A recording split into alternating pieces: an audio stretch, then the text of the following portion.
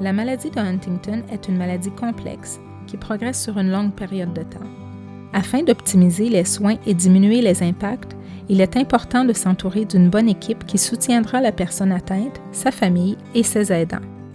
Certains intervenants seront présents au quotidien et d'autres à intervalles plus ou moins réguliers.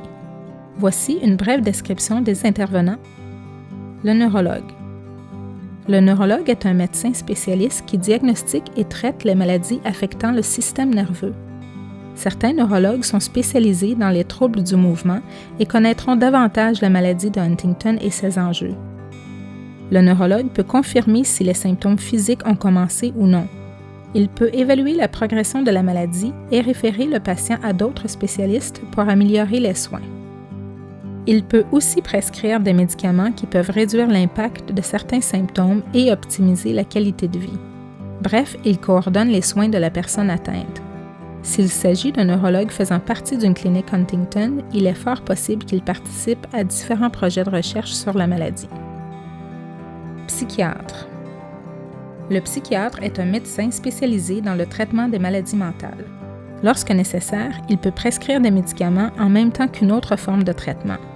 Parmi les méthodes de traitement, on retrouve la psychothérapie, qu'elle soit individuelle, de couple, familiale ou de groupe. La médication, comme les antidépresseurs et les sédatifs. La thérapie de milieu, qui désigne le suivi fait lors d'hospitalisation ou de séjour en centre. Conseillère en génétique. La conseillère en génétique peut vous aider à comprendre comment la maladie de Huntington peut affecter votre vie et celle des membres de votre famille. La conseillère apporte aussi du soutien lors de la prise de décision au sujet de votre santé et de celle de vos enfants. La conseillère agit aussi en tant qu'éducatrice et personne ressource auprès des autres professionnels de la santé et du grand public. Une consultation en génétique peut permettre de comprendre les aspects médicaux de la maladie et les options en recherche. On y discute de l'hérédité de la maladie, du risque pour un membre de la famille d'être atteint, de la disponibilité de tests génétiques et des options reproductives afin de ne pas transmettre la maladie.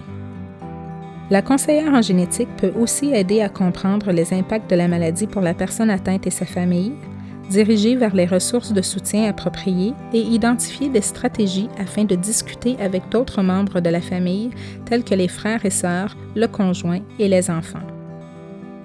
L'ergothérapeute aide à maintenir l'indépendance et l'autonomie lors des activités quotidiennes telles que s'habiller, manger et faire son hygiène personnelle. Elle aide à adapter le milieu de vie avec les équipements nécessaires pour que la personne demeure fonctionnelle et en sécurité. Physiothérapeute.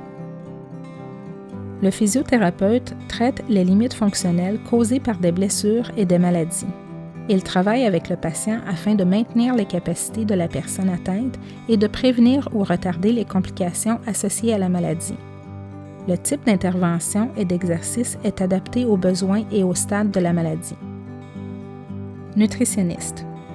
La nutritionniste aide à maintenir un bon état physique afin de prévenir d'autres complications. S'il y a perte de poids, elle peut établir des repas avec plus de calories. Elle peut suggérer des diètes adaptées et des changements dans la texture des aliments afin de diminuer les risques d'étouffement. Psychologue. Le psychologue traite la personne atteinte ou un de ses proches en l'aidant à réaliser un travail sur lui-même, ses conflits, ses relations, ses traumatismes, ses angoisses et ses deuils. Le but est de réduire ou éliminer les souffrances psychologiques du patient.